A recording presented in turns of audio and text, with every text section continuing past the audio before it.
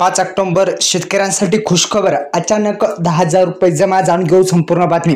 कारण की ऑगस्ट महिन्यात महाराष्ट्रामध्ये जोरदार पाऊस झाला आणि या पावसामुळे अनेक शेत आणि फळबागा खराब झाल्या. अनेक शेतकरी बांधवांचं मोठ्या प्रमाणात नुकसान पण झालं आणि एकंदरीत आपण जर पाहिलं तर शेतकऱ्यांचं मोठं नुकसान झालं. त्यामुळे सरकारनं काय केलं की 30 सप्टेंबर 2000 पर्यंत नुकसान तपासणीचं काम करून पंचनामे पूर्ण करण्याचे आदेश दिले होते. आणि एकंदरीत आमचा जो जिल्हा आहे या जिल्ह्यामध्ये आता अतिवृष्टी आणि नुकसान भरपाईच्या ज्या याद्या आहेत त्या याद्या आलेल्या आहेत आणि शेतकऱ्यांना जे EKYC आहे ते करण्यासाठी आवाहन करण्यात येत आहे.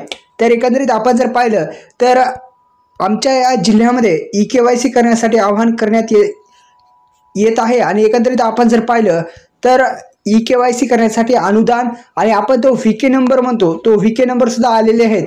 आणि एकंदरीत हेक्टरी जे आहेत प्रति हेक्टरी आपल्या इकडं 8,500 रुपये देत आहेत आणि पंजाब राज्यामध्ये हेक्टरी 50,000 रुपये देत आहेत.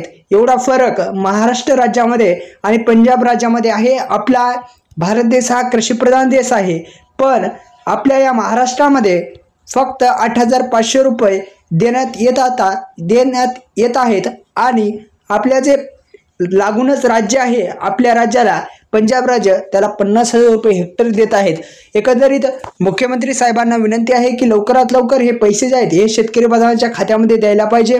दुसरं म्हणजे सरसकट कर्जमाफी ही द्यायलाच पाहिजे, कारण की शेतकऱ्यांना आता गरज आहे कर्जमाफी सुद्धा द्यायला पाहिजे. आणि एकंदरीत व्हिडिओ आवडल्यास लाईक करा, चॅनलला सबस्क्राईब करायला विसरू नका. एकंदरीत अतिवृष्टी आणि नुकसान भरपाईचे जे पैसे आहेत ते आमच्या जिल्ह्याकडे आता येत आहेत आणि EKYC केल्याच्या नंतर 8 ते 15 दिवसात हे पैसे आधार संलग्न बँकेमध्येच भेटणार आहेत. आधार कार्डला जी बँक लिंक आहे त्यामध्येच हे पैसे पडणार आहेत. धन्यवाद.